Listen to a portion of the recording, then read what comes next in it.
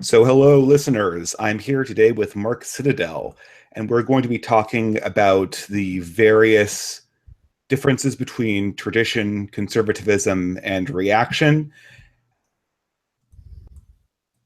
And broadly, this is not going to be so much a discussion format where I try to grill somebody or we discuss a difference. I'm really here in more of an interview capacity to explore reactionary ideas. I've seen Mark in a variety of other interviews online, and he seems very knowledgeable about a type of thought that I think conservatives and Christians generally are not very knowledgeable about. And so I decided that I'd just have him on and ask some interview questions. So I guess I'll give a little bit of an introduction. So I'm reading from your blog, and it says Mark Citadel is an Anglo-Russian metapolitical theorist and geopolitical analyst writing within the broad school of reactionary thought as a part of a burgeoning online network that has come to be known as the Reactosphere. He's an Orthodox Christian, once described by critics as a pretty consistent ideologue. And I'll point out here that that's a big O Orthodox Christian because I consider myself a small O one. So is that do you want to elaborate on your biography at all before we start on the questions, Mark? No, I think it's reasonably explains enough, I think. Okay. So I guess I'll start out with the question about neo-reaction or reactionary thought itself. So can you explain what is meant by reactionary thought or neo-reactionary thought, and perhaps give a brief overview of the history of reactionary thought?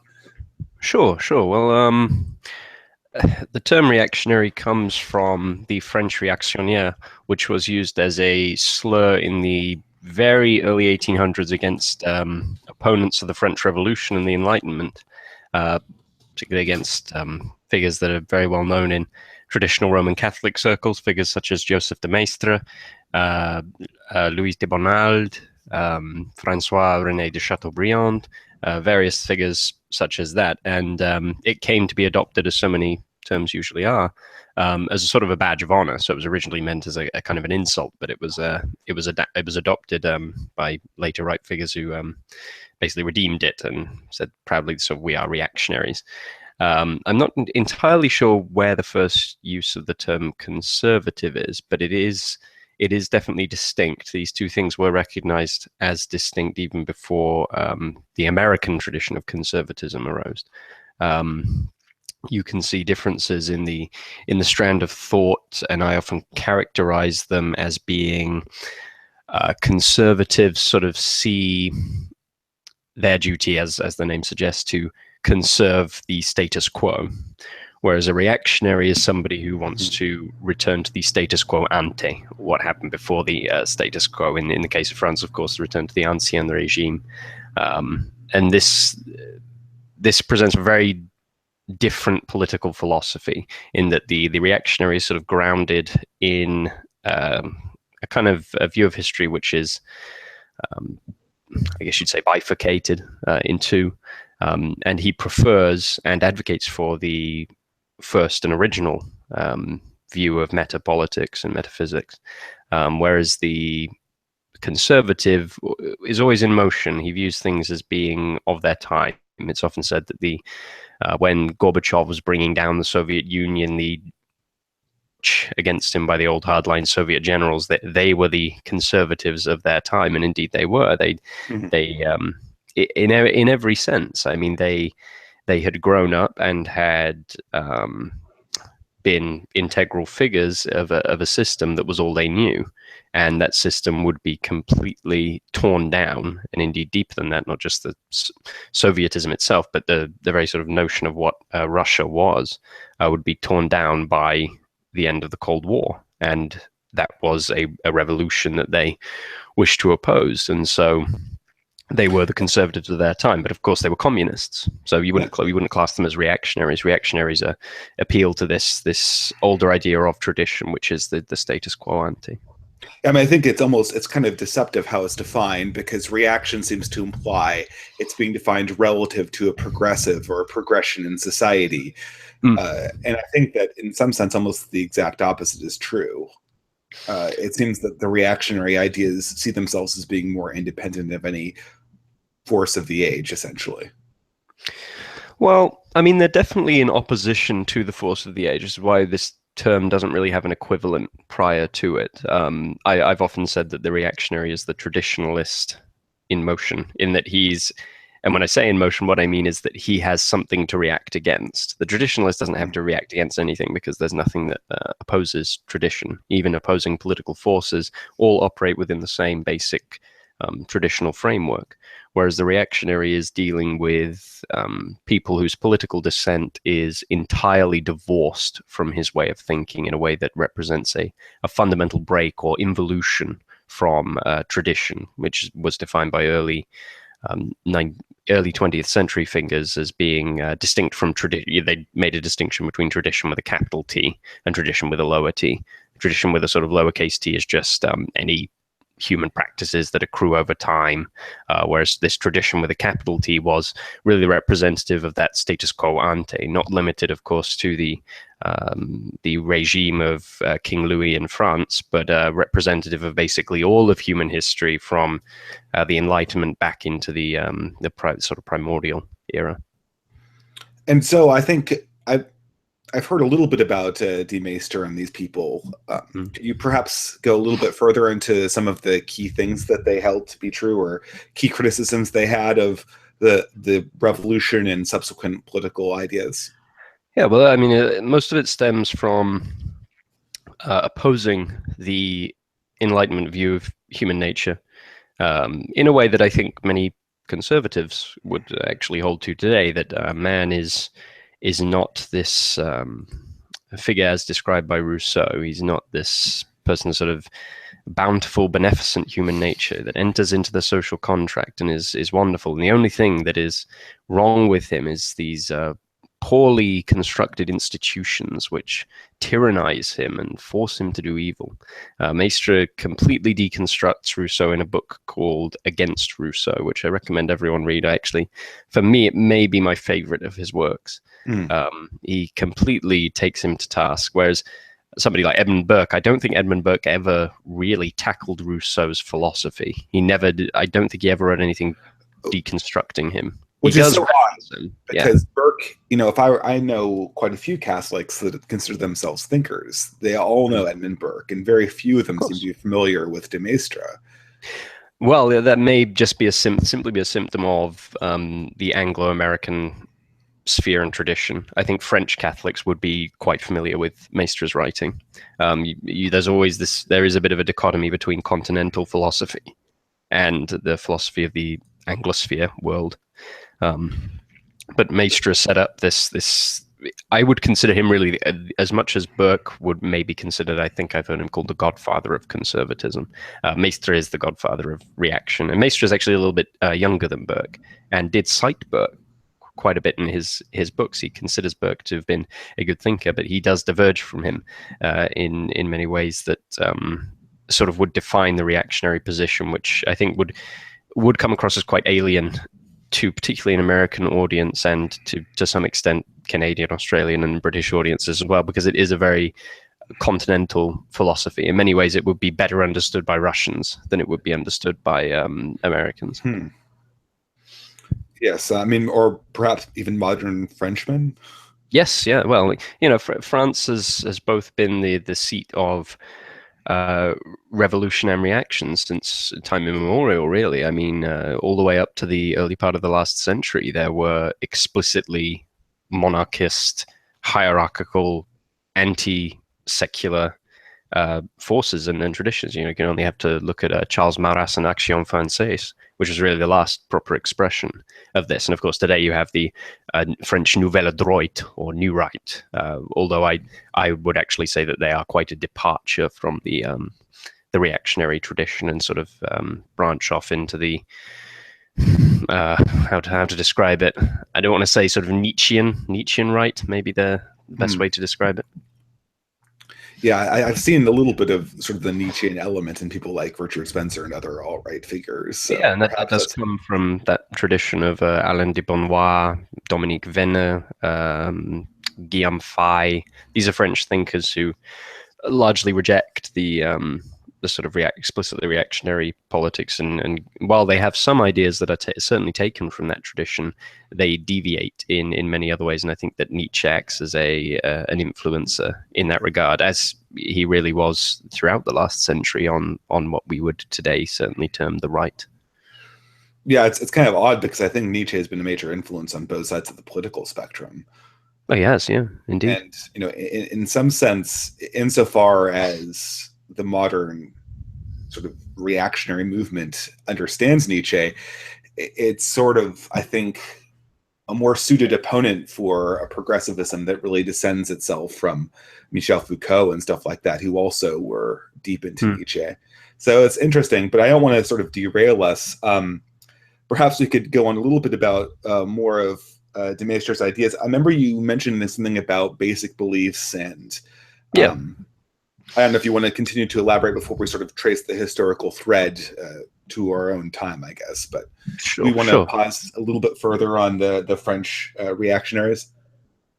Yeah, I mean, this I would hesitate to say that Maistre would put it in these terms, but these are this is a simplistic summation of it that I can bring forward, which I did bring forward in the podcast I did with Tara McCarthy on the history of the right, that there are these sort of properly basic beliefs that Maistre attested to that were primordial and divinely given. They weren't rational in the way that natural law is rational, and this is another key difference between Burke and Maistre. Burke often refers to natural law, despite I believe he was an Anglican. But Maistre, even though he's a Catholic, never appeals to natural law. He avoids it like the plague. And I think the reason is he had almost a very stoic conception of natural law. He saw natural law as being something that was just sort of imbued into people. It didn't develop over time. You couldn't develop it or gain new insights regarding natural law. It was just something that was sort of written on the hearts of people. And those who sort of dissented from it were literally just dissenters. They weren't trying to develop it or doing anything that was in any way good. They were brigands, he would call them. But he certainly felt that there were these primordial truths which were inherent in all civilizations, although he certainly viewed Christianity as having a huge role in why European nations developed the way they did. I think he referred to other places where other religions predominate. Basically, these internal truths have to manifest themselves in slavery, in forms of slavery, because there's just no other way, because men are evil and you have to chain them. He has a great sort of response to Rousseau's comment about man is born free, but everywhere he is in chains. And Maistre says, sheep are born carnivores, but everywhere they eat grass. And his idea was that man is supposed to be chained. Man has to be chained because the vast majority of them are inferiors and are morally obtuse and prone to wickedness without the guiding hand of their superiors and the sovereign authority. And he thought these were embodied in traditional institutions, the church, the crown, the aristocracy. He believes in these things. He doesn't have many economic viewpoints, which is one of the interesting things. He never really addresses economics at all, unlike Bonald, for instance. Bonald took a hatchet to Adam Smith. But Maistre doesn't. Maistre seems to actually almost assent to the sort of our modern conceptions of economy, which I think is one of maybe his failings. But his general ideas about authority and hierarchy being natural to man and absolutely essential for once they're torn away, this kind of whirlwind engulfs the state. And he described the French Revolution as just this non-human entity, almost like a hurricane that went through. And this is something that he witnessed personally. Of course, this is another difference between him and Burke. Burke was not really affected by the French Revolution. He was either in retirement or very close to retirement, whereas it completely altered the life of Maistre, who was forced into the kingdom of Piedmont Sardinia as an ambassador while he sort of watched his country go up in flames, effectively, because they had dissented from these properly basic beliefs, which he considered that dissent to be providential. He considered it to be God's destruction of the French people for essentially being sinful, and this would be the complete desolation of all of their institutions and everything they held dear. To go forward, I want to go forward, but I have a question. I mean, it seems from it implied that perhaps de Maistre did not see all elements of the Entente regime as being good or healthy or natural. Did he regard, say, the Louis XIV, Louis XV period as perhaps decadent or impious? He had quite negative views of the last king's handling of the situation. That's again one of the points of this providential destruction that he believed was brought upon France because of this. But in no way was he against things in principle. He agreed with the principle of things, even if he could accurately point out the flaws of any given leader at a time. I haven't read too much of his what he wrote on the king himself, so I don't know how laudatory or how critical it is. I'm simply going from the other sort of things that he wrote in general. I think they embody a principle of almost to quote a much later figure, there have been bad monarchs throughout all of history, but monarchy itself has never been bad.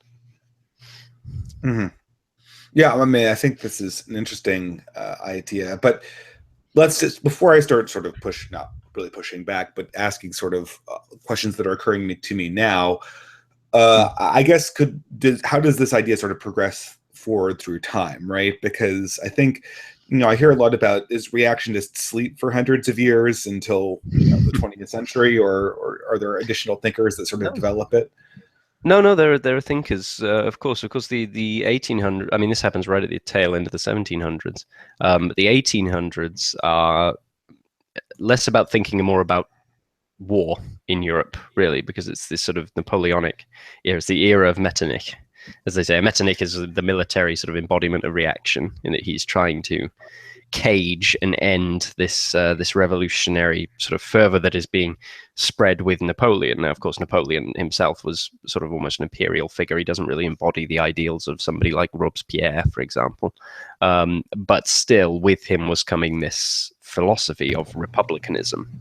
And there was it was mainly a military effort to contain that, but that's not to say there weren't intellectual developments. You can draw a very clear line from Maistre to the Spanish diplomat Juan Donoso Cortés, who is still cited quite a lot. Terrific writings. He wrote a very long book called Essays on Catholicism, Liberalism, and Socialism. I believe that's the order they're in. He's probably the first reactionary to tackle the issue of socialism. You've also got, again in Spain, Father Felix Sá de Salvini writes a book called Liberalism is a Sin, which I'd recommend for every Catholic to read, because it's an incredibly interesting book analyzing basically papal state. I have been recommended that book by many a Latin Mass Catholic. Well, that's good. It's good to know that it's known, because otherwise it would be quite obscure. I mean, he was quite an obscure sort of priest, but I actually don't know anything about it other than the fact that it gets forwarded to me by people. Yes, who are, I'd recommend you give it a read. There is somebody who's done a reading of it online that's quite good, but okay, that's an important work, and doubtless there are others. It's simply that because of the limitations placed upon me, I can't speak for all things in all languages. So, I can only speak for what's been translated into English, mainly. And that's only happened really in the last 60, 70 years. Some of these books have only just come into our we've been able to read them. But the 1800s, like I said, it's more military than intellectual, but there is the intellectual tradition continues. But what you have to bear in mind is that for roughly half the continent, there doesn't need to be an intellectual tradition, because this is just normal. This is considered normalcy, and everything that's going on in France and elsewhere is just considered insanity. So it's that there is this divide. It's not like all over Europe we are at this point the people who are on the out of politics, really. Yeah, I think, or it's seen as a uniquely American phenomenon of some type. Yeah, or like liberalism, that is, right? Because it certainly exists in America at this point. But I imagine this at some point culminated, because there's another explosion of reactionary thought in the early 20th century, right? Yeah, oh, indeed. Like I've already mentioned Action Française, but of course you have the German conservative revolution, figures like Oswald Spengler, Othmar Spahn, Edgar Julius Jung, Carl Schmitt, various others. These are massively sort of influential. Of course, you have the traditionalist school comes in: Julius Evola, René Guénon, Fritjof Schuon, and Ananda Kumaraswamy. These incredibly important figures, and they expand. I would say that particularly the latter expand reactionary thought to a global proportion. It's no longer just sort of this very Catholic dialogue between Catholicism and liberalism. It becomes worldwide, and actually other traditions are brought in, particularly the traditionalists bring a lot of stuff back from India and the Hindu religion that informs in quite a sort of astounding way that the condition that we're currently in a vivid way. And of course, you get Orthodox writers begin sort of writing on these things. You've got Ivan Ilyin is one of my favorites. I'm actually reading a book by him now, White Emigre from Russia, who sort of argued against it. He was observing his own revolution, very similar to Maistre. In a way, he had to sort of flee the country because revolution gripped his country. A different kind of revolution, but one with some of the same metaphysical sort of underpinnings of liberalism. So what do you think are those metaphysical underpinnings? Oh, just the exact opposite of everything I've said. They are the idea that man is essentially good, the institutions make him bad, and therefore you just have to sort of reform the institutions, and you can fix him, you can make, you can bring out the best. In fact, even if you just provide the institutional backing, man himself will bring his good nature forth.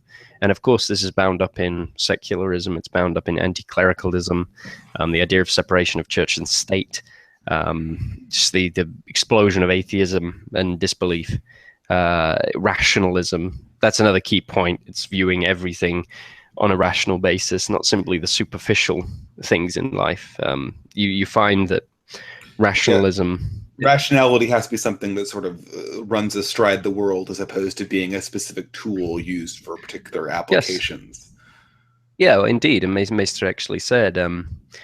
rationalism is perfectly fine and a useful tool when it's maintained and it stays within its grounds in the realms of the physical sciences. It's when it steps over those boundaries into philosophy that it must be firmly told that it is out of its area, because it will wreak all sorts of havoc. And Maistre is really the progenitor of what I described as the open obscurantism of reaction, that it believes that these fundamental truths, Maistre refers to them as the national dogmas, must remain completely impervious to reason and must be shielded from reason. And any reasonable person, quote unquote, who approaches them with a sort of an eye to analyzing or particularly deconstructing should immediately be hit with the harshest and most brutal and gruesome penalties. And those are the only things that can stabilize a society. Because these are, in some sense, pre-rational premises, right? It doesn't make sense to essentially diagnose them with tools that, exactly. You can't re-diagnose the axioms of a system with the logical force of that system. It doesn't make any sense. Yeah. I often say that the West has essentially reasoned itself into suicide, because that's where reason will take you if you take it too far. The assumption that we should base our entire society on reason is to apply to man the quality of omniscience. It's to imply that we, in our limited life and with our admittedly limited cognitive abilities, can know everything, can break down those, what's the analogy? I think it's called Chesterton's fence. The fences that we don't know why they're there, and thus we have to sort of analyze them. And if we can't find a reason, we tear them down. But the reason that we may not be able to find a reason for those fences may simply just be because those reasons are beyond us. It doesn't mean the fences are unreasonable. I think I love that analogy, by the way. Obviously, I'm a huge Chesterton fan, but the thing is, I encountered this philosophy. I think I was a progressive at one point, and I was an anti-interventionist, which I still am, but I remember listening a lot to Noam Chomsky when I was a progressive, and Noam Chomsky seems very, very erudite and knowledgeable whenever you catch him on the side of American foreign policy. I remember him talking about his political philosophy, and he's in all this room with all of these very, very studious MIT students all gathered around him by the hundreds, and he has some incredibly friendly interviewer reading him questions, and they ask him, "What's your approach to domestic politics or institutions at a societal level. And he's like, well, I think that all institutions need to essentially justify themselves to the highest standard of rationality and empiricism. And if they can't do that, then they should be torn down at their most basic level. And then he's like, well, do you know what's that standard? He's like, well, I think that almost no institutions in our society really can. And it's sort of this irony, because I mean, at any point, any of these hundreds of students could have sat up and asked why Professor Chomsky was institutionally privileged in that moment.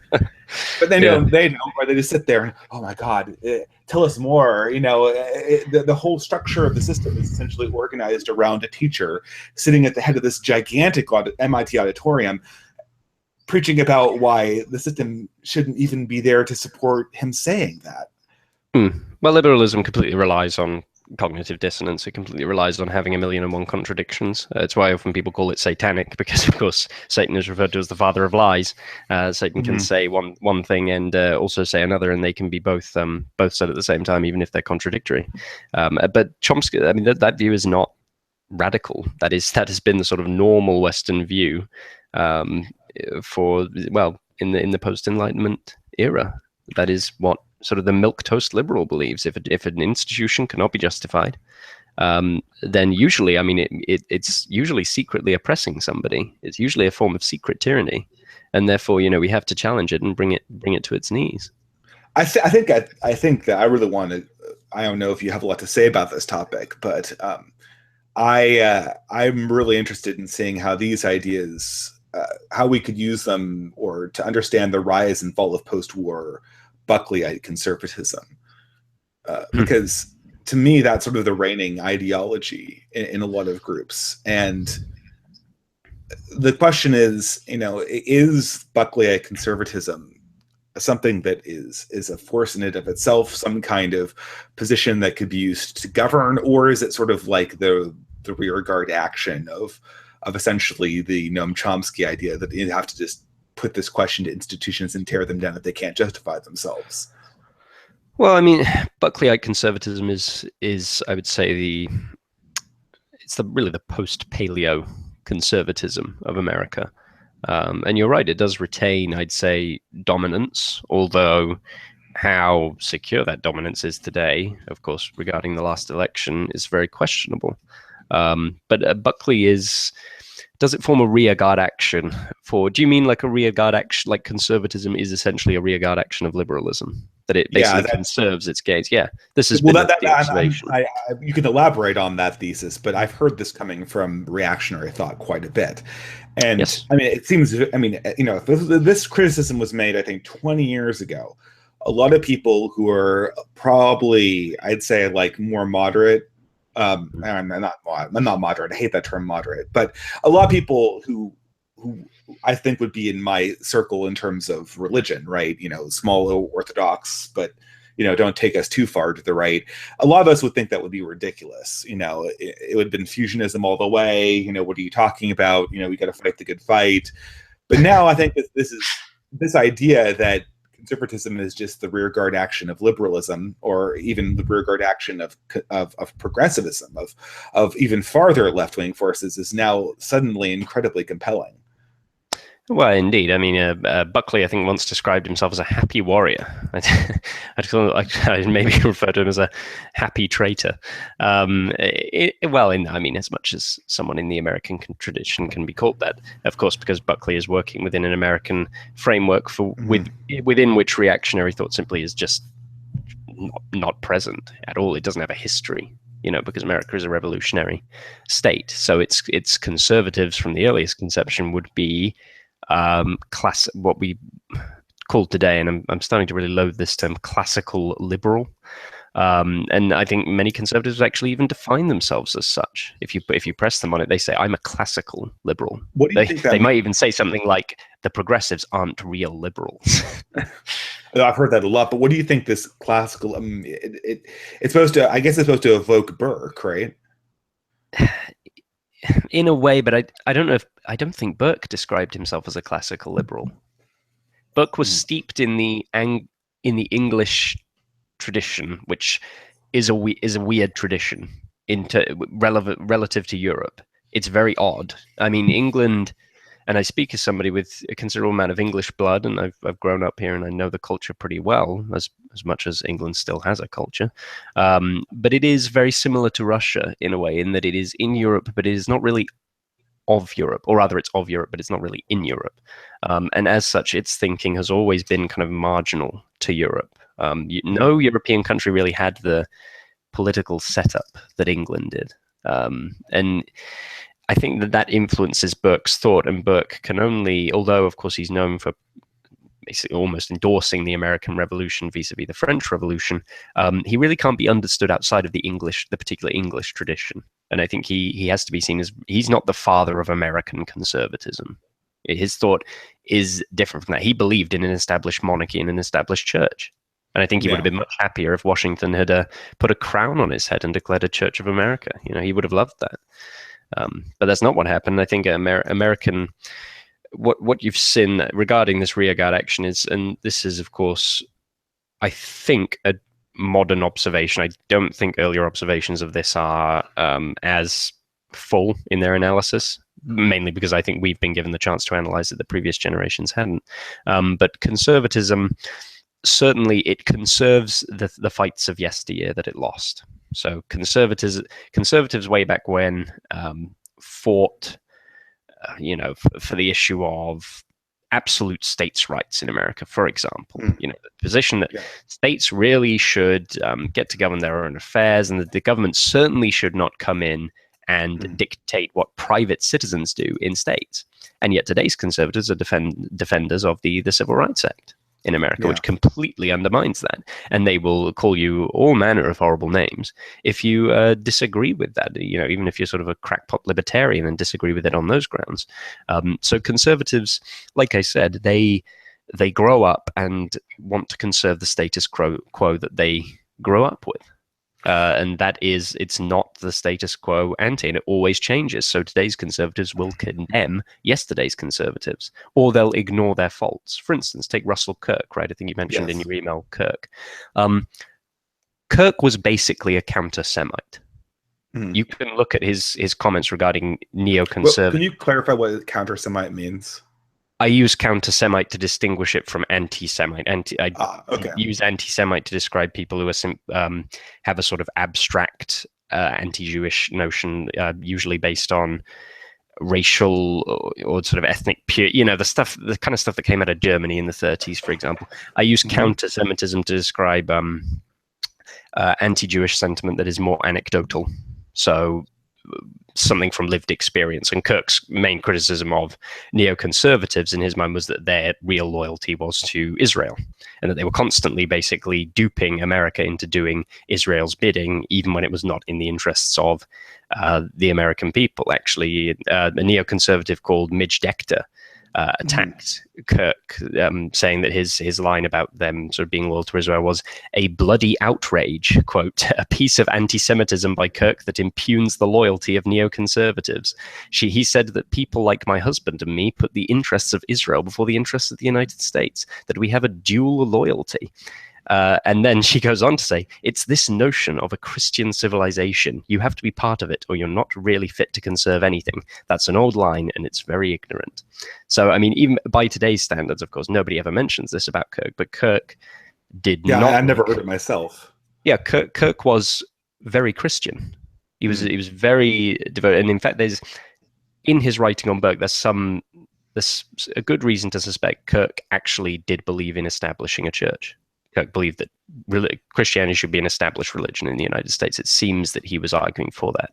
And he was very suspicious of Jewish presence in the sort of the right milieu, which certainly came to pass after, I'm trying to remember I think it's when sort of the Democrat Party becomes aligned with, or sort of crypto aligned with communism. A lot of Jews who were previously in bed with the Democrat Party switch over to the Republican Party, and they become the sort of war hawks, very anti-Soviet. You've got people like Bill Kristol coming in around this time, who's still around today. This must be entirely an intellectual phenomenon, because I think the Jewish community votes overwhelmingly for the Democrats. Oh, yes, so. yes.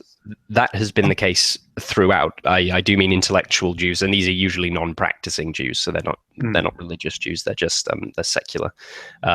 But Kirk was extremely skeptical of that.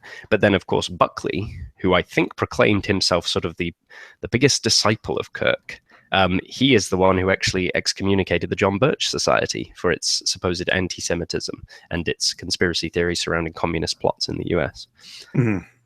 So that's a very vivid example of how the conservatism of tomorrow erases the conservatism of yesterday in just a continual pattern, whereas reactionary thought is more permanent in its beliefs, because it believes that the Enlightenment and that era of history was not just a sort of a next step. In a way, the conservative assents to linear history, assents to the liberal linear history. He just believes that liberals are sort of going in the wrong direction and doing things that are awkward. But the reactionary actually does not believe in that at all. And thus he sees the French Revolution as a fundamental break from history rather than a sort of development, as it were. Sure. But why do you think the cracks are forming in this sort of neoconservative, post-war conservative ideology right now? I think that, like I said before, 15 years ago, if I had the relative position I had right now, I think that this would have been more or less unassailable. But now I think you see the cracks forming in the fusion coalition all over the place. And I don't think it's just Trump. I think there's an intellectual way that these cracks are forming too. Oh yeah, absolutely. It's definitely beyond Donald Trump as just this sort of weird character who's really the most Teflon person I've ever seen in a campaign, and I've observed a few campaigns. I would actually say that the reason for it is entropy. The reason for it is that progressive change, if you want to call it that, has now become so rapid in the time it takes that you can no longer have these sort of generational handoffs, so that conservatism sort of peacefully transitions. It peacefully transitions from a Kirk to a Buckley over, I think that's an 80-year period or something. It transitions through that. I mean, now we have to go from something like sodomite marriage is just completely unthinkable in early 90s to you will literally lose your job if you dissent against it. Only a couple of decades later, and I mean, we've gone from it just being civil partnerships to marriage so quickly. That's just a seminal issue in that it is one that is emblematic of how fast things are going. But conservatism's appeal to people really relies on liberals going quite slowly. It relies on this kind of incrementalism, but the problem is that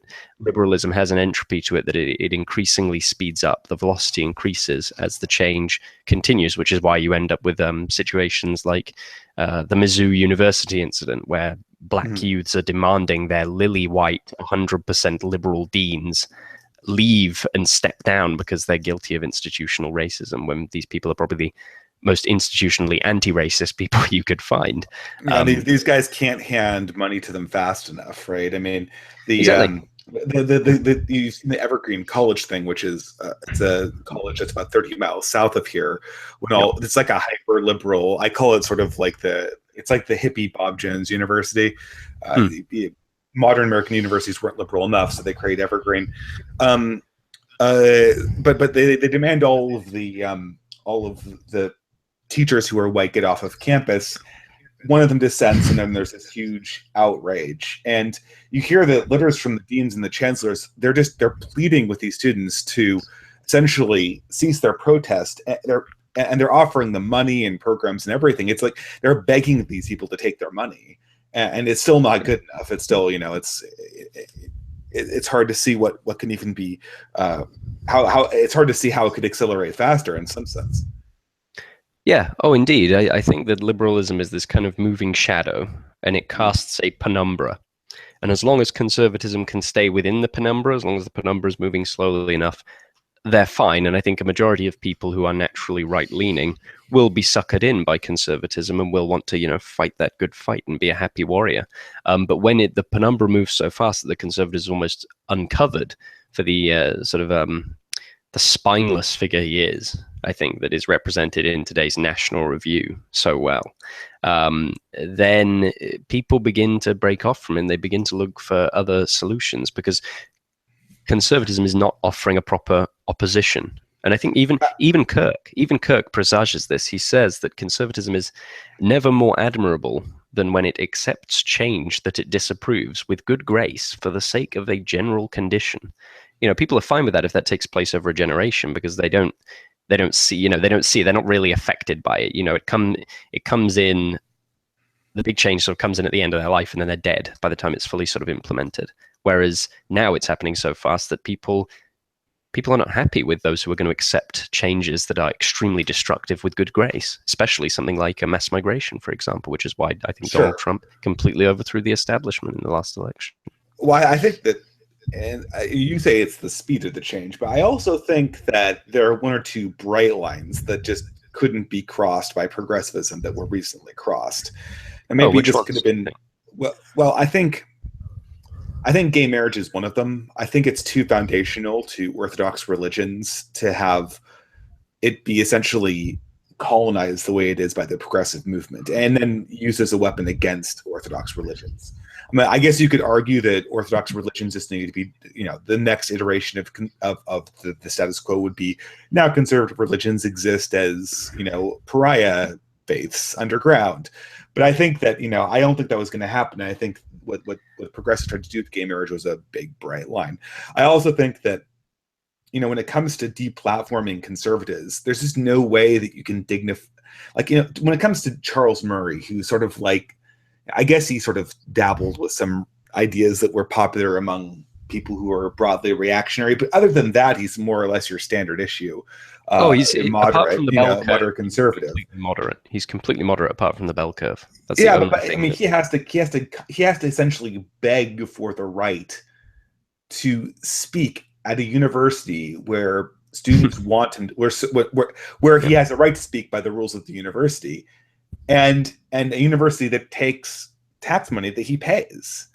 I mean, at that point, how can you, at the point where a moderate conservative has to essentially beg for a platform on a university that he pays for, that's a bright line that I'm not so sure that there's any, dispensation of progressivism that can make that look not pathetic. Yeah, I think that's bad in general. Obviously the no platforming thing is, but I think that's an issue that is faced by academics. So I think we can signal and we can get outraged about it for as much as one might want to. But I don't think that actually affects.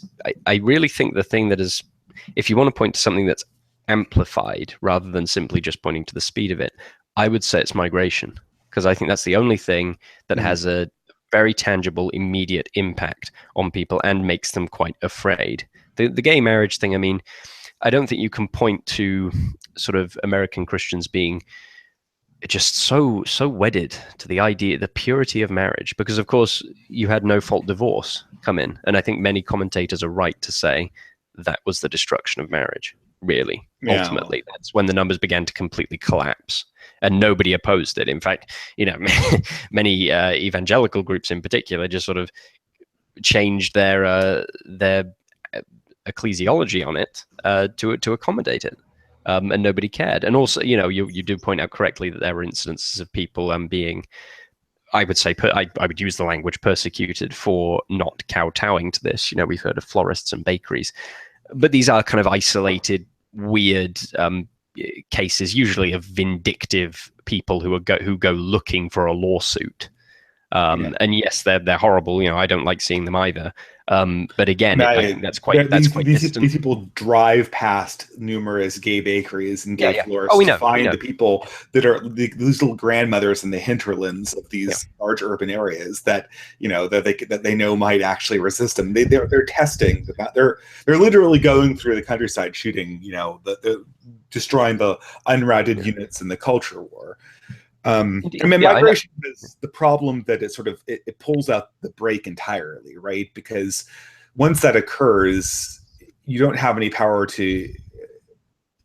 The demographics change to the extent that you don't even have the power to change things hypothetically There's in the future. there's an instinctual thing, I think, that's even in today's completely sort of degenerate, typical white Westerner.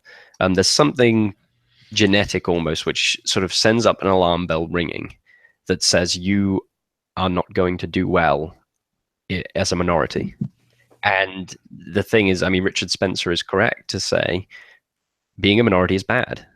It's Mhm. not good if you're a minority. Why, if we acknowledge that being a minority, if you're black or you're Native American or if you're Asian, is bad, why would white people in America, and that's the issue, that's the primary issue, why would they celebrate becoming a minority? Surely there I'm, are reasons that it's bad for people, and people naturally want to avoid that. And of course, every day on TV in America, I know I lived there for 5 years.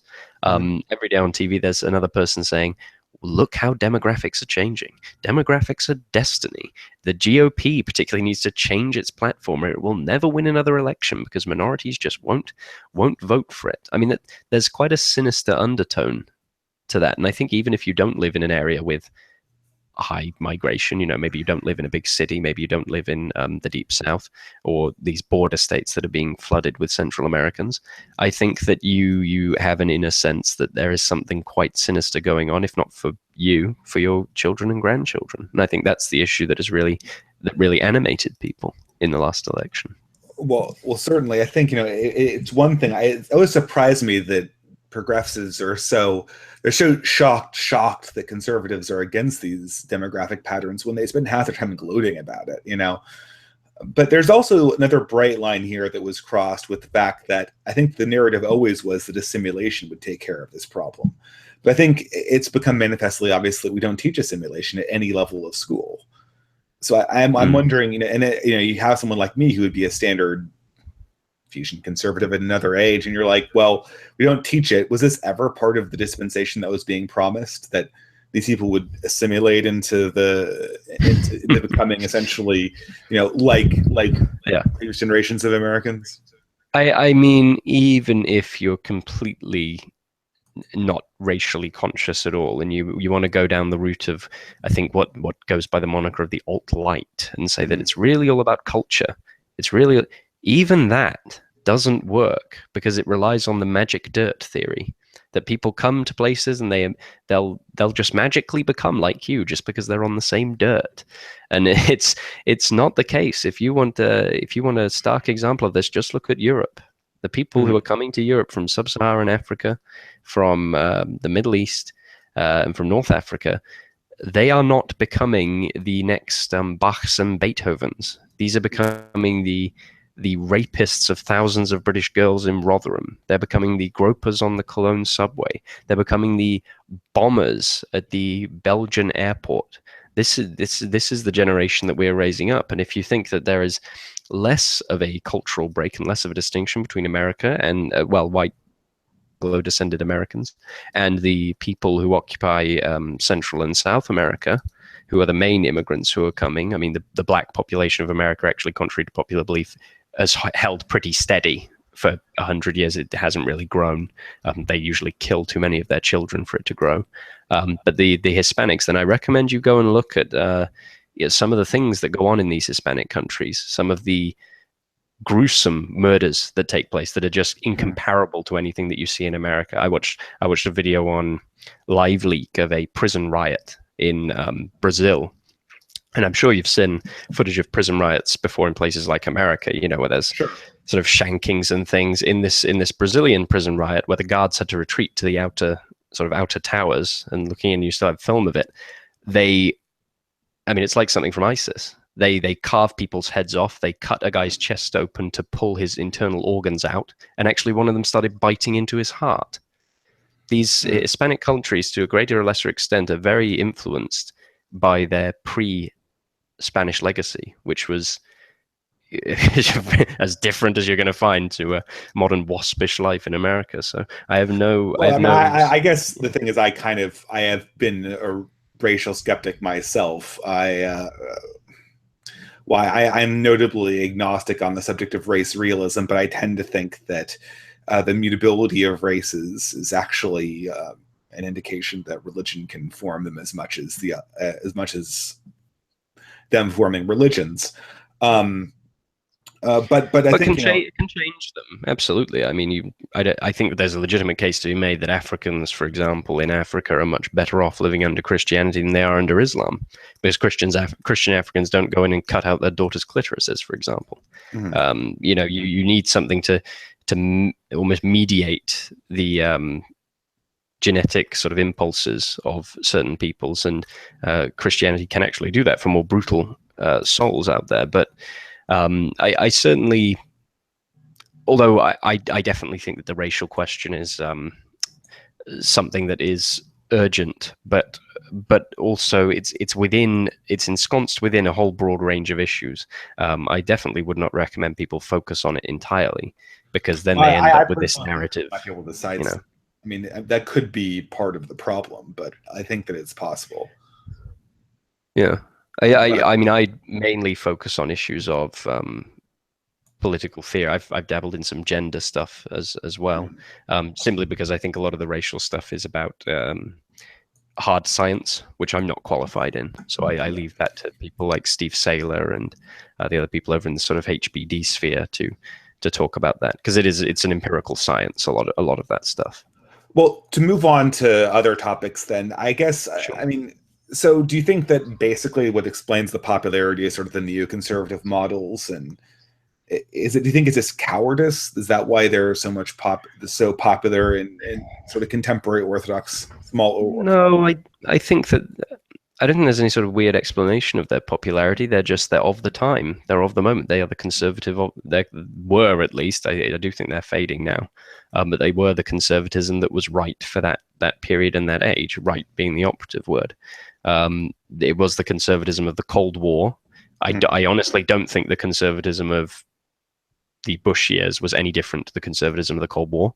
And I think John McCain was let's run the Cold War policy on Islam against Saddam Hussein. Yeah, it's I think it was just for the time, and its effectiveness was in the fact that it was very effective at purging and getting rid of the previous generation of conservatives. I mean, you just look at the treatment of Pat Buchanan, for example, a noted paleocon.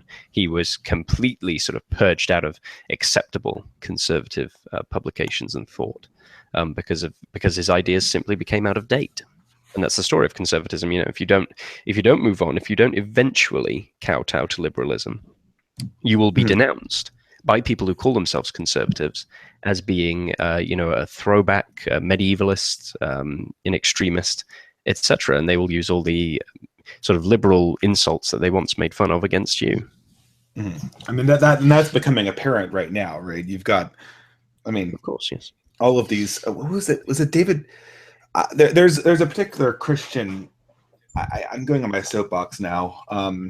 There's a particular Christian. I think it's David Blankenthorne. He was. I don't know why I'm bringing this guy up, right? Yeah. This is him.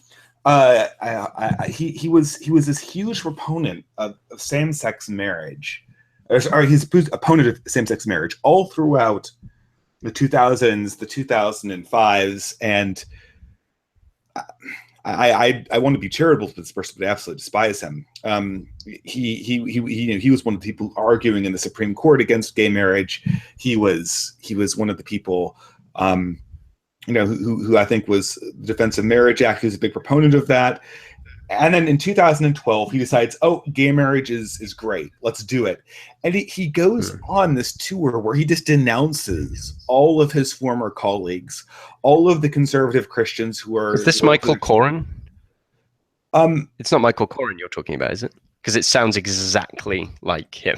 Well, I guess this is might be this is an archetype. I guess we're proving your point, right? It sounds exactly like what Michael Corrin did. I don't know if you know who he is. He was he was basically the head of traditional Catholicism in Canada. He was on the network called Sun News. He wrote loads of books on traditional Catholicism and opposing liberal reforms. And then today he is the most I think he went to Anglicanism. He's the most sort of paused liberal. He denounced everything he did before. He did an apology tour. It sounds exactly the same. This is just an archetype of this force, and it's just what's so strange is that like he essentially did, he sort of leapfrogged the whole Rod Dreher, we just have to sidestep the position altogether, and he went straight towards like, oh, people who don't do this are bigots, and I think this is totally unsustainable. I mean, this is the mask falls at that point, right?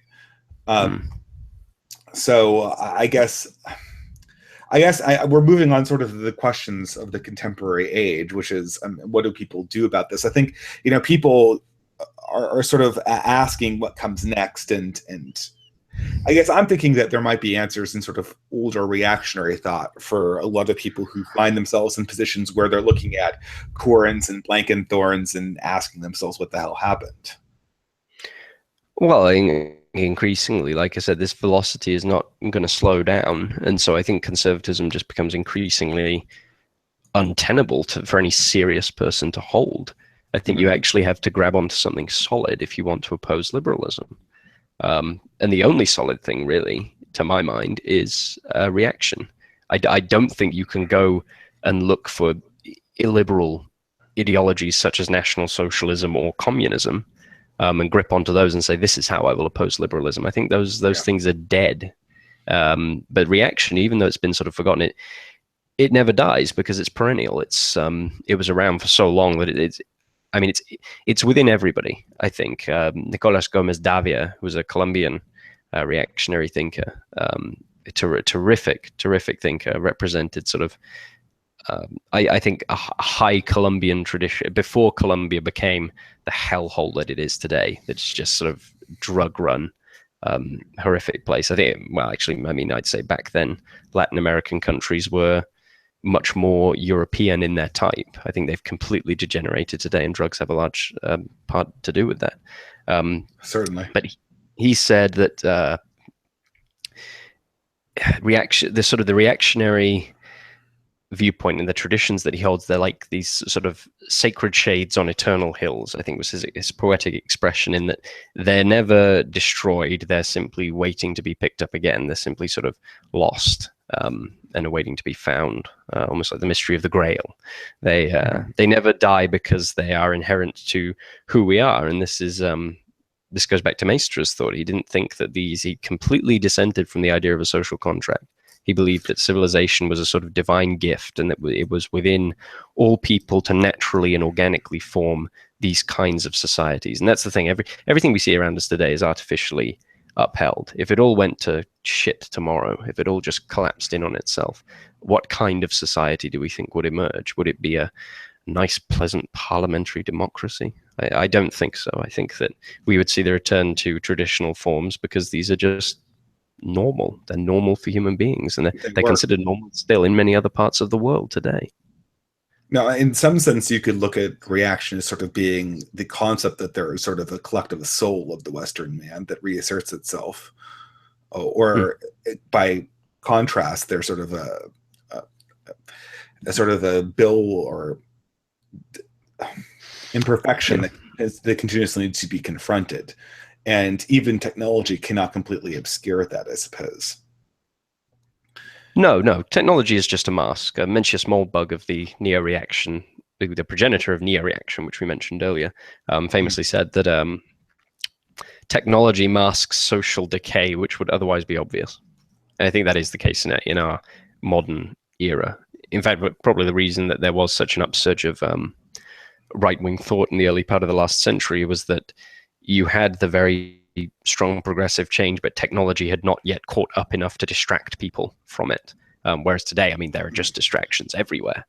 But the chaos itself is growing larger. We're dealing with the destruction of our sort of traditional lives and meaning in our lives, and the great institutions which are supposed to undermine, particularly the lives of young men, are just disappearing. And so, of course, they're going to be looking for answers. And I think that in these traditions, and what I've tried to do throughout my writing period that started in 2014, is to bring these to light for English-speaking audiences and have them be able to sort of read them, comprehend them, and try to sort of apply them to their own worldview. I mean, it's a good Today, question at the point.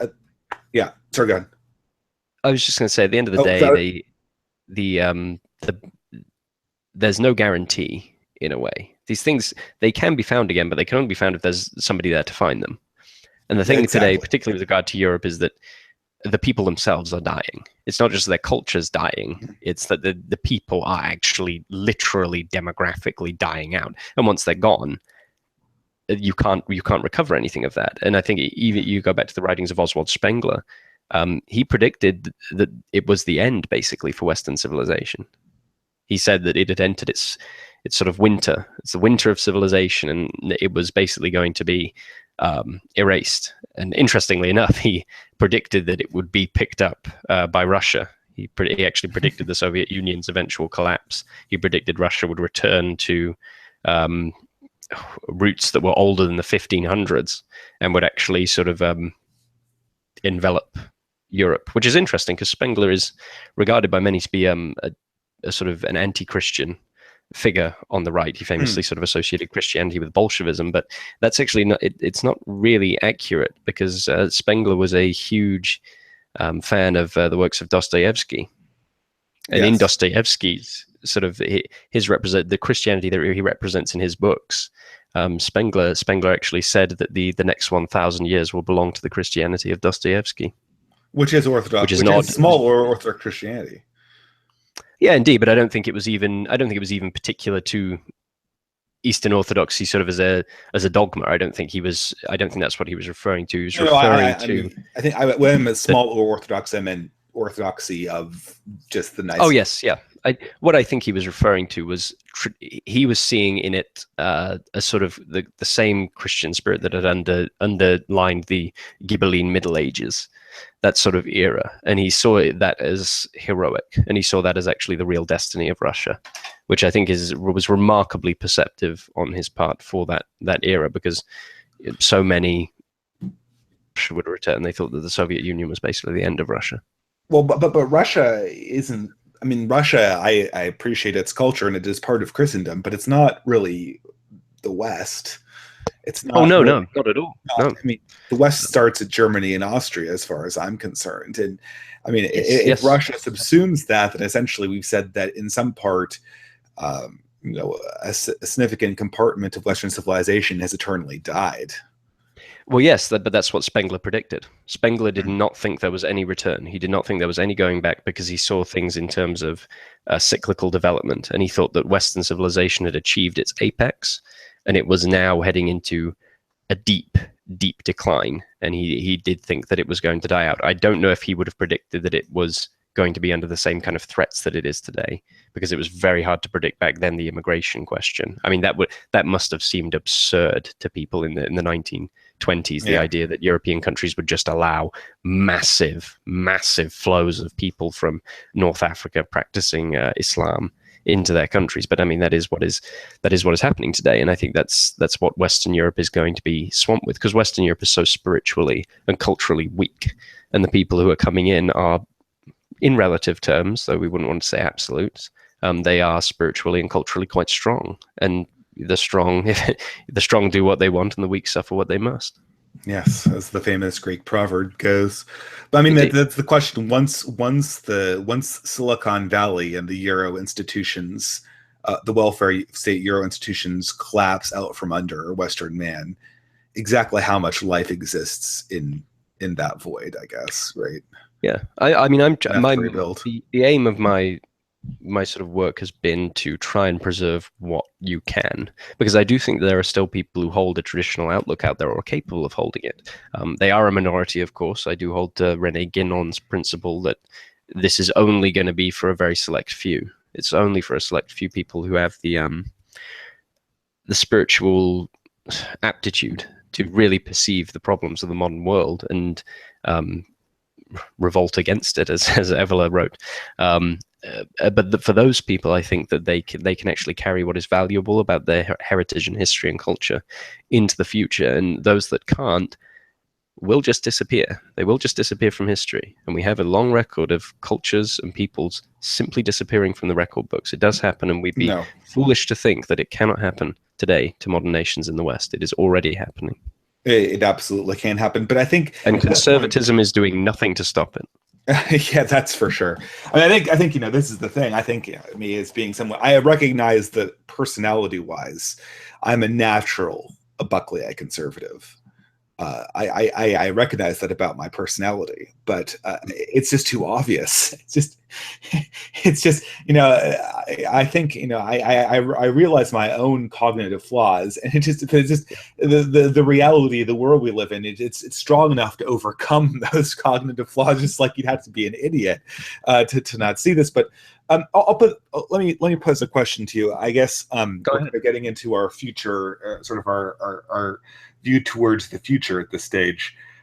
So you seem to be very much thinking that a collapse is inevitable. I tend to be a person who thinks that collapses might happen, might not happen. But I say that if there's any possibility for non-collapse, or any possibility for even a very quick rebuilding after a collapse, there just has to be some avenue by which we can convert, or as people in more new right-wing movements like to say, red pill, a lot of people who are now progressives, or who are specifically moderates inside the class of modern urban intellectual elites.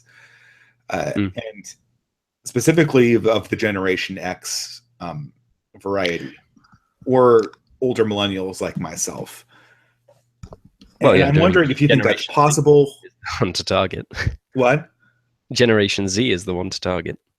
Well, no, Generation Z is the one to target, but the thing is, the Generation Z, I mean, maybe you're not thinking at a different time frame to me, but Generation Z is not going to have any institutional power. The thing is, to my mind, we need enough of a voice in the institutions to essentially not lose them entirely, over the time period which you want to target Generation Z. And the thing is, it's very hard to predict the timeline. Is the thing you just don't. Not helped by the fact that figures are routinely distorted and kept from us in various countries, so we don't know the kind of time frame we're working with. Yeah, well, that's certainly true. But I mean, do you think that progressive? I mean, how convertible do you think progressives and these modern intellectual elites are? I guess I think anyone is as convertible as anyone else if they have a high enough intellect for it. I've met people in these spheres who've come from a range of weird backgrounds. I've met former communists, I've met former libertarians, former anarchists, and indeed former progressives. I myself was a former conservative. I never really went through a liberal or left-wing phase. I think anyone can come to this. So I don't disagree with Moldbug's writing his an open letter to open-minded progressives. How far it gets, I don't know how many people are willing to listen to those things. Like I said, it's a small number of people. I'm not for the alt-right's mass movement approach. I abhor popular movements. I'm very much in the Evolian vein in that respect. I think that when movements become popular, they tend to be completely diluted. And I think you saw this with Trump. Trump had to become so popular with everyone that he's eventually become just basically sort of a yes man for the establishment. I mean, there's nothing really that's changed dramatically. Illusions were kind of shattered recently when he attacked Syria. I don't like mass movements either. I think that what we're really talking about is a change in understanding of the universe, right? A change in removal of this idea of progress from people's conceptions, and maybe that's going on. But the thing is, I'm not seeing it. I don't think that you can remove that intellectually from most people. I think it's part of the spirit of the age. I don't think you can argue them out of it because they don't believe in it for any kind of argumentative reason. It's not like they were argued into it. This is just all they know. I look at the world they live in supports it. I look at people who are modern progressives. I come from a very progressive area. I was raised in a very progressive area. It was the air we breathed. And I think, I wonder, are people in this situation, to me, their thinking makes absolutely no sense. I mean, we grew up together. We learned the same lessons. But it just seems totally contradictory, totally dishonest and superficial. So either one or two things have happened. Either they have just at some point in the intellectual development over the last 10 years, they hard swallowed the positions of the radical left, right? They think that all institutions, all tradition needs to be torn down, and they're peddling this cognitive dissonance as a cover to me, as a form to keep their situation in society. The other option is that they're saying the same things I am, and this cognitive dissonance is the process of their minds slowly being lifted from their previous assumptions, which can take a long time. Yeah, I just don't see any kind of red pilling taking place on a large enough scale for it to matter. I don't think people hold these positions because they're ideologically locked in. I don't think most people are really sort of hardcore ideological liberals or progressives. I think that they are. It's signaling. It's just a way to signal, and it's a game. You have to signal better than everybody else. If you can catch the next wave early, you become a hero. Mm-hmm. Yeah, I know that's so amazing, right? Like if you were a person that hopped on the gay marriage bandwagon a few years before everyone else, you were just, you were a hero, and it didn't cost you anything. The reason it helps you is that you can then point the accusatory finger at people who came later. Mm-hmm. People who jumped on the train later, you can actually get position over them by pointing to them and saying, you didn't really believe it. You just changed with the sort of general opinion. You're like a weather vane. I was the true radical for change, for progress, for human betterment, for human rights. That's it's a very powerful thing, and I think we can't doubt the amount of institutional power that the people I would consider the enemies of what I believe that they have, and that completely enables the system to perpetuate itself. I generally agree that with those who say that you can't really overthrow liberalism. Liberalism has to kind of overthrow itself, and that may seem pacifist to some people, but it is all efforts in the past, I don't know how many decades, to do so have failed, and I don't see them succeeding now because the dynamics haven't really changed. If anything, they've gotten worse for us because people are more divorced than they ever were from a traditional type of life. I mean, this can't go on for. I mean, I guess I'm just saying the obvious, but it can't go on forever. It can't be like the people who hop on the Dragonkin liberation movement 2 seconds before I do, or suddenly like the Martin Luther Kings of the new dispensation. We say that now, but the ideas that they hold today were considered completely absurd decades ago. We may be surprised by what's happening in decades. It may seem crazy to us to think of this, but already there are like 53 genders that everybody has to recognize. This becomes like a dam at some point. The thing is that I think that there's a possibility that progressives are seeing what we're seeing, and this cognitive dissonance that we're seeing is essentially a process of minds being changed in a way that they can't really reconcile with the lives that they lead. And the second the institutions show some weakness, there might be just a tipping point, and this stuff might actually come about where ideas that were not acceptable become suddenly acceptable, and people just reconsider their position suddenly. No, I've never seen it happen anywhere, is the thing. I've never seen an example of it occurring where that happened. What I have seen is, in my study of history, I've seen civilizational collapse. It's the only thing that really presents opportunities. And I think, like you said, it doesn't go on forever. The question is, how does it end, right? And I think the only way that it ends is for the entropy to actually play its course out, and then it ends with a kind of massive bang, in a way. And the only question then is, take the reins after that, or does another group take the reins after that? And in Europe, of course, we have an incredibly organized group who could take the reins in the event of collapse. And I, for one, would not want to see that happen, which is why I would like a very strong movement in Europe, particularly, of course, I've got something of a connection to Eastern Europe, a strong, traditionally minded Christian grouping that would be able to resist this and take the reins in the event of that. Because I simply do not believe in the longevity of our current political, economic, cultural, and social systems. I think that they will reach a point where they will dissolve and implode in on themselves, as Rome did at the end. I think that's something that is just at its parent. It's that these things can't go on forever the way they are. You know. Yeah, I think everyone. It's not a question of whether the system ends; it's a question of who survives it.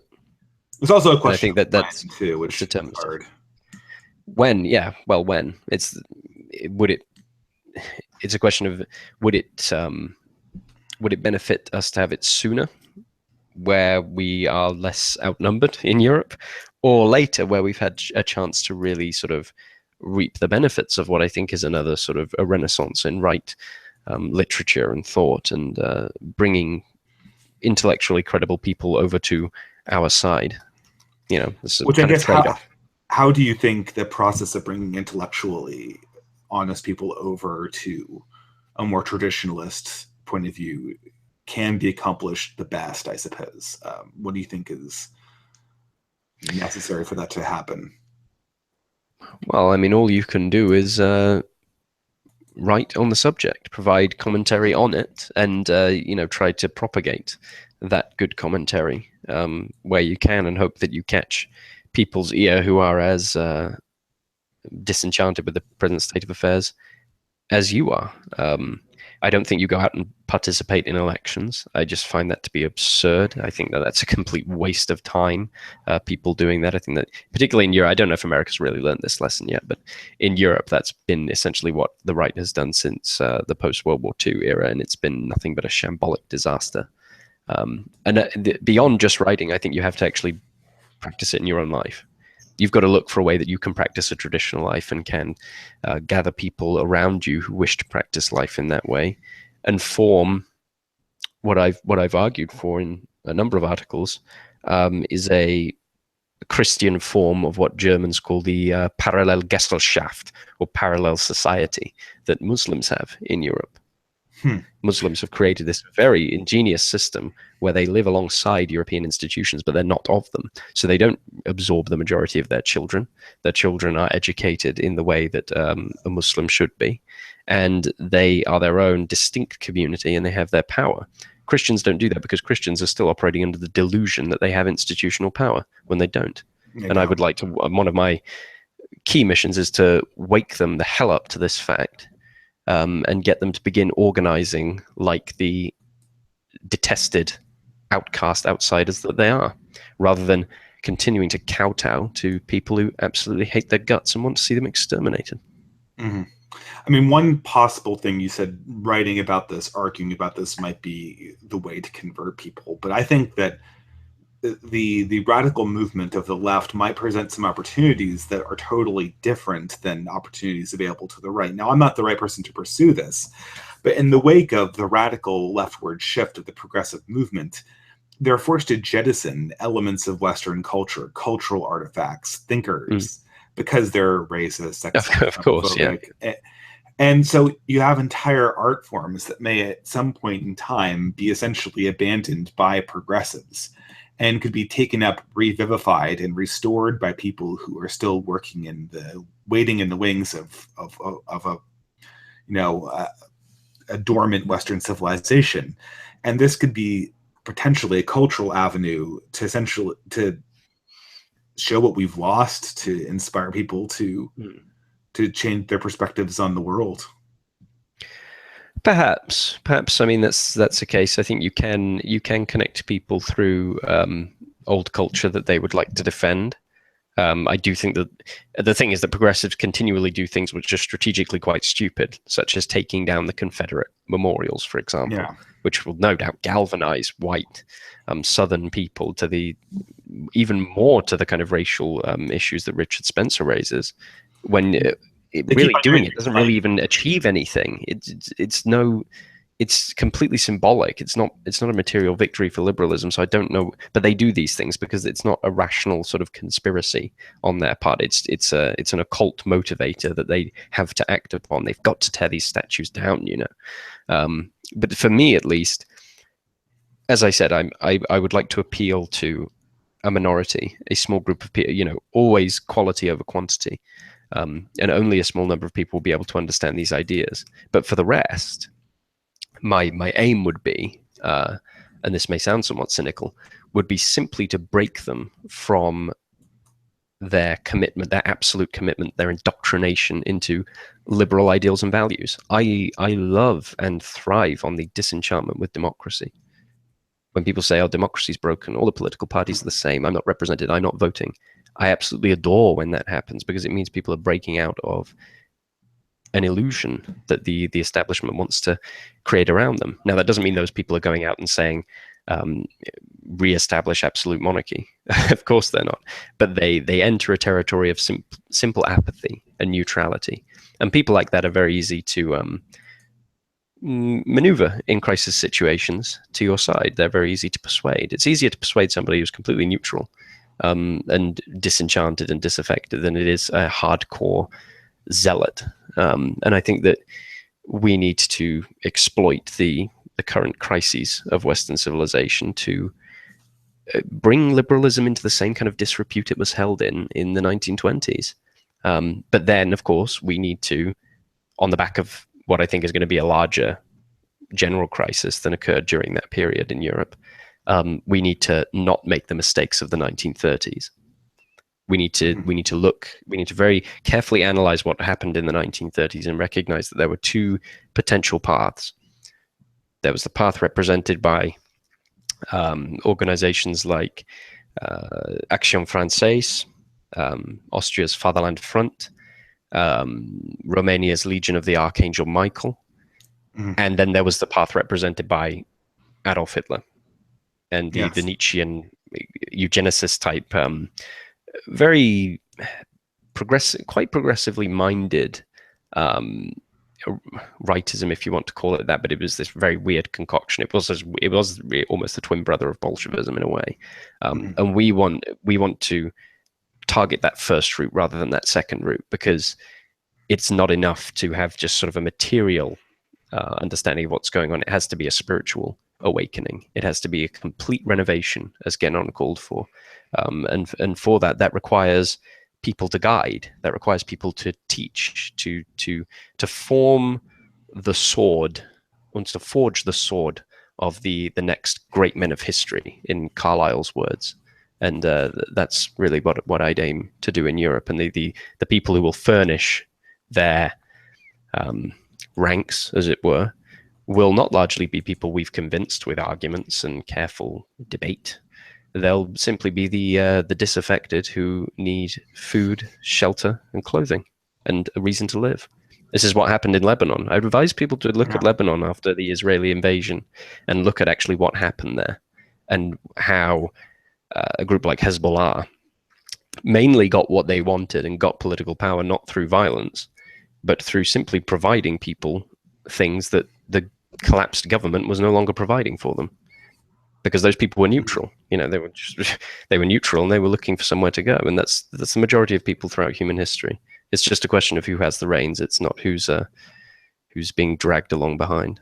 Yeah, I mean, I think that the two things that are going to convert people are going to be hardship and just the insanity of the left. And I have to say that all of my work is probably going to be dwarfed by the amount of people converted by things like that Bill Nye the Science Guy, My Sex Junk song, Oh, yeah, look, I wouldn't want to downplay that there are people who are certainly, the craziness of liberalism today is definitely driving people to seek a deeper traditional understanding of the world. I mean, you only have to look at the growing popularity of Eastern Orthodoxy in Southern America, the deep south of the United States, which I've read about. These are deep Baptist type areas, but the people have just become so disenchanted with the culture there. They're looking for anything to kind of latch onto that connects them to an ancient kind of a lineage and ancient history, and it's happening throughout Eastern Europe as well. Young people are returning to tradition.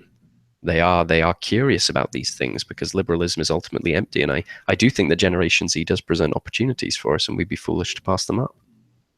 Yeah, I think so too. I haven't completely given up on the Gen Xers, because I think that I think that the situation is different. Like I said, I think I'm temperamentally disposed to be a moderate, and I just can't be in the modern dispensation. And I think that a lot of people might be in my position. They might. I think it's at the point where it's very cognitively difficult to be a moderate. It's very cognitively difficult to take the steps that the left wants you to say, I want to get rid of every single thing, except for the institutions that actively contribute to the left's power. And I don't know. I mean, I hate using the word, but you have to be pretty cucked to take that deal, I've never really met a moderate who was sort of zealously moderate, who really cared. I think moderate's just a description for people who don't want to say, I don't care. Well, no. I mean, I'm temperamentally moderate. I recognize that I'm not political. I'm becoming radical, frankly, but right. I understand that I'm temperamentally moderate. I think moderation I see what you mean. Not a I'm just saying that, for a person who's temperamentally similar to me, it's very difficult to. Well, most people are temperamentally moderate, I think. What? Most people are temperamentally moderate, I think. Yeah, that's what I'm saying. It's very difficult. I myself can't look at this world and take a moderate position. And I think that might be an opportunity to try to reach people who in previous generations were potentially unconvertible. Yeah, potentially. I mean, it depends how you play it, doesn't it? It's easy for bad actors to kind of screw things up in a way. And I think this is probably one of the downfalls of the alt-right. That's why I don't think that the alt-right will necessarily be incredibly relevant in the next few years, because certain actors and certain people have done stupid things that they didn't need to do, and it has sort of become this navel-gazing silliness, I think, over there. But then again, I was never that. Like I said, I don't like popular movements, and I think the alt-right was the quintessential popular movement. Okay, so I guess we can move to the last question, which is, what do you think sorry, let me rephrase that. I just fumbled. What do you think is the single most important thing that the right, or the people that sort of stand in opposition to the progressive movement, need to accomplish in the next 10 years? It depends where they are. It literally depends on which country you're in. Well, I guess we could go from America, and then perhaps we could answer it in America and in Europe separately, I suppose. Western Europe. In America, I think it is to completely detach oneself from the American experiment, the American legacy, the American ideal of government, the American conception of political life and political reality, to actually sort of discover something of a traditional expression. Because for as long as you are tethered to mere declaration, mere independence, mere constitution, mere all of this stuff, that is the stuff that you can hear Mark Levin yammer on the radio about for hours on end, and believe me, I used to do it. For as long as you're tied to that, you're going to lose. You're going to lose hard, and eventually you'll be completely dispossessed, because that's the only place it's leading you. Instead, I think Americans have to, and I'm speaking, of course, of Anglophone Americans, you have to kind of break away from that, divorce yourself from it, and that doesn't mean having any. I meet some of these weird legitimist cranks sometimes who are like, they're attached to some specific monarchy or royal line or something. I don't mean that. To be honest, the last thing you need to is have any nostalgia for the British crown or anything like that. God, no. But you do need to think long and hard about sort of discovering a traditional way of life, and something that is divorced from the American, this sort of cosmopolitan, particularly bourgeois American experience. I think that may be different depending on which state you're in, how easy that is. I'm sure it's much easier in a rural type state. But to then just, I'm not advocating for moving to a compound in Idaho or anything like that. What I am saying is that you have to find a way to ride the tiger, in Julius Evolar's words. You have to find a way to exist within modernity, but reject it, not be part of it. Particularly, don't let your children get ensnared by it. That's the big danger. That's, well, again, one of the massive failures of conservatism, is it cannot conserve conservatism in children who go off to university and return hating their parents for everything they believe. So I think that's the major goal for Americans, because Americans don't yet have anything that they can appeal to. In European countries, for reactionaries, you can appeal to deep ingrained legendary histories, but America just doesn't have that. But that doesn't mean that Americans can't have a traditional expression, because like I say, the traditional expression is inherent to humanity. It's in everyone. Americans just have never been given the chance to express themselves in a traditional way, because from their founding they had to be liberal, classically or otherwise. And so I think the main task for them, beyond the immediate political task of stopping, I think particularly stopping the craziness on the border, is just absolutely paramount, because I certainly do not like where that's going. But mainly it is discovering, what does it mean to be me? Richard Spencer says, become who we are. But does he even know what he's talking about? Who are we in the American sense? What unites this group of people? Because it can't just be, we're white. I think that is the most sort of banal, lifeless designation. It never was a thing in the past. It never was. Well, and it's not a thing that resonates in Europe either. I think I agree with Ramsey Paul went to Romania, and he said he was talking about white with someone, and this Romanian just had no idea what he was talking about. Because of course, they have sort of more animosity towards Hungarians than towards non-whites of whom they've never met or never heard of. So that's a very peculiar American phenomenon. I'm not saying he hasn't got a very valid point when it comes to human biodiversity and the racial question, etc. But it goes deeper than that. You can't just have a quote unquote nice white country and think everyone, if only we could just get rid of these people, everything would be okay. No, it won't, because you have a deeply sick society that is grounded in consumerism and cosmopolitanism and secularism and democracy and liberalism. And we don't want to become Japan. You certainly don't, because the thing about Japan is, yes, Japan is very homogenous, but it has such a degenerate culture that they are dying out on their own, and China tomorrow could kick in the door and the whole rotten edifice would come crumbling down.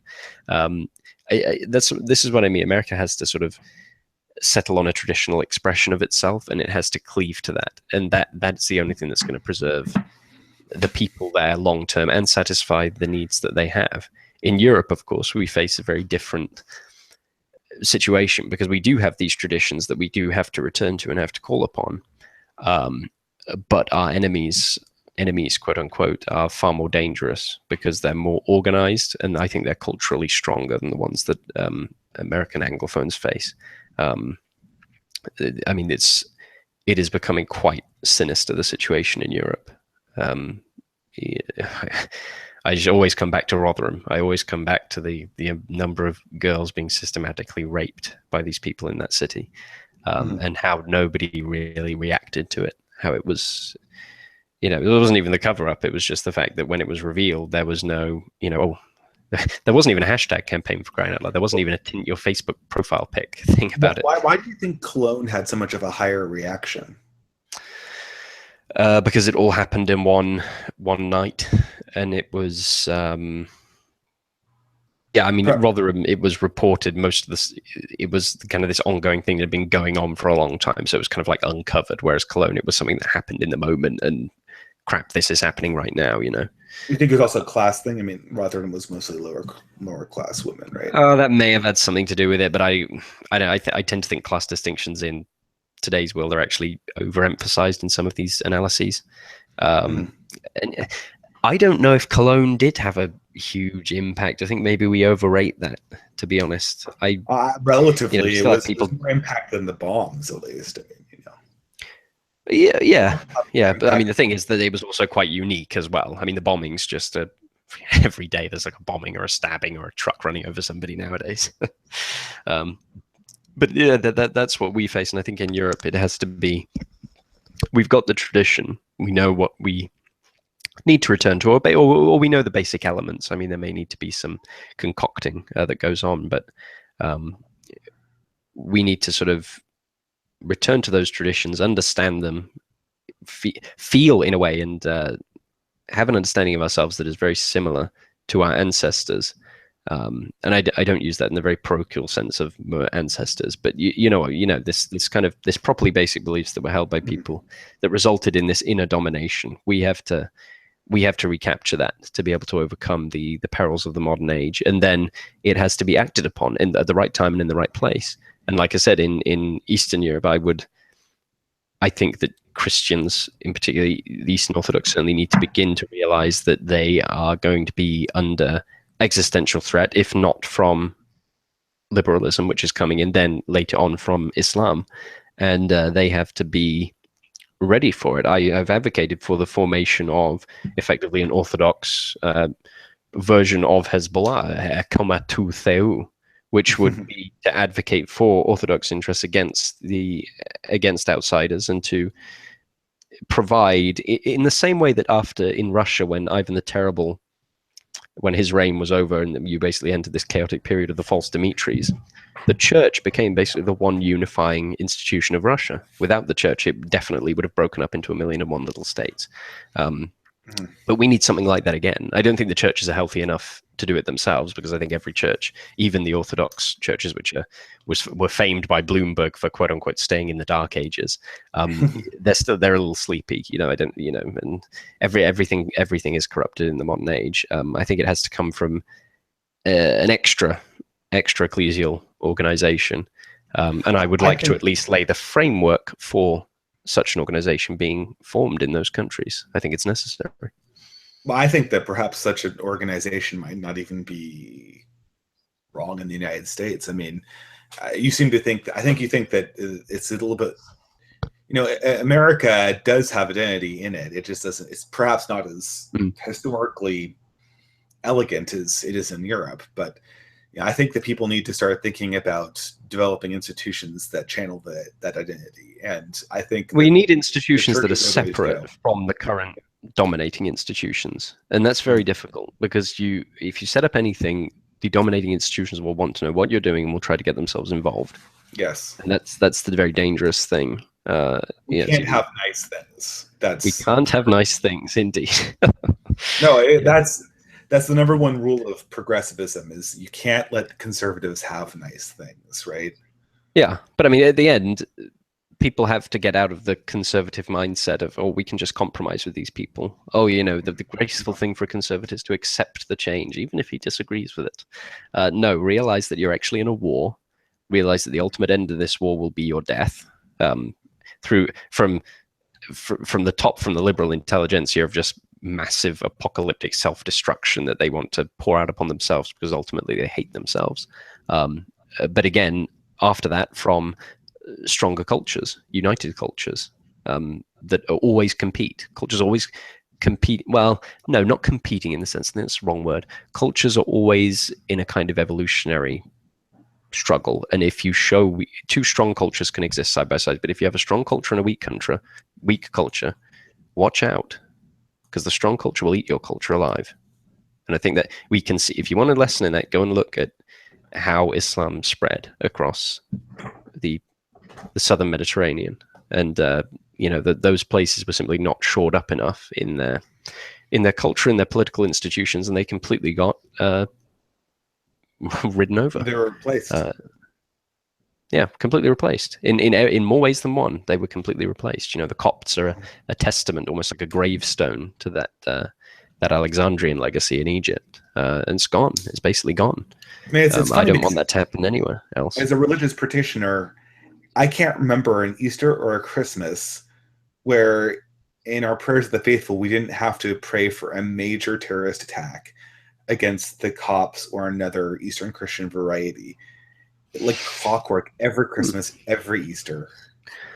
Well, yeah, I mean, this is part of our modern age. I mean, we're dealing with Islamic fundamentalism in our age, and that is going to be, that's the major threat. Mm-hmm. Well, we're coming up on our time. Did you have any final statements or final things you wanted to impart before we sort of closed up for the day? Perhaps to say again and reiterate, I think there are people in these spheres, so-called, that often attach themselves to single issues. They're very animated by some problem that they see, and they want to talk about it. You see this with the manosphere, which is very animated about the sexual economy and the problems with women. You see it in the alt-right, where it's all really about race and racial replacement. But I would encourage people, if you're in that bubble, it's okay to have a niche. It's okay to have something that you're very concerned about, whether it be for personal reasons or simple preference. But know that it's not one problem that we're dealing with. Solving one problem will not actually cut out the root of the problem. You actually have to really study where this stuff stems from. And I mean, with regards to the alt-right, remember race and those kind of issues, they weren't issues on the right until mass migration began. You won't really find them in the 1800s talking about it, because it just wasn't an issue in Europe. Nobody could imagine that as an issue. So you can tell that the right really transcends this stuff, and it goes back to those core sort of reactionary ideas and all of the devolutions that we see today. All of these signs of decay, signs of collapse, signs of exhaustion, signs of that civilization winter that Spengler talked about. All of them are the result of this initial burst of liberal thinking, which then spreads out in a spider-like pattern of basically endless cultural, political, and economic revolution. And it has to go back to the root. It has to go back to first things, and that is again where the reactionary parts ways with the conservatives, because he's not content with the status quo at all. He sees in history the tradition that he wants to bring back as the underpinning of society. And it doesn't mean he wants to return to some specific sort of idealized form in history. History doesn't really repeat itself in that sense at the superficial level. This is my problem with the legitimists. It's the underlying principles, the principles that existed as much in 300 BC as they did in 1300 AD. Those are the things that we want to sort of harken back to almost, and those are the only things that I think can undergird a stable future for us, because I think without them we will be lost to history. As I said, it's happened to many people. Evola said, beyond the variety of historical forms, there's kind of always existed this essentially identical and constant world of tradition, and that's what we need to return to and discover within ourselves, so we can actually bring it to the society of tomorrow that we hope to have and that we hope to pass on to our children and grandchildren. Excellent. Well said. Thank you very much. I think that, just to respond, I think there's a lot of ideas here that modern Christians need to learn more about if we're going to face the coming times well. So I'll just say thank you very much, Mark Citadel. And do you want to tell people where they can find your writings and your work? I'll put a link to it, obviously, in the video. But sure. Well, my Twitter handle is @CitadelMark, so you can go and follow me there if you'd like. I've got a website now on WordPress. It's citadelfoundations.wordpress.com. I believe it's .com. Yeah. And then I also have a YouTube channel. So you can actually just YouTube search Mark Citadel, and I think my account comes up. I don't do extremely regular uploads, but my uploads are these sort of audio-visual presentations of historical right-wing thought, and I've gotten good responses for them so far, so they might be of interest to you. I recommend you check those out. Excellent. Thank you very much for coming on my YouTube channel, Mark, and I hope I'll be able to talk to you sometime on the future here. I'll see if I can't invite you on for a more specific topic. This was a little bit of a tour de force, which I know that isn't very easy, but I have to get going. They're always the best. Yeah. Well, I have to get going, so thank you very much, and I thank all our viewers who tuned in as well. All right.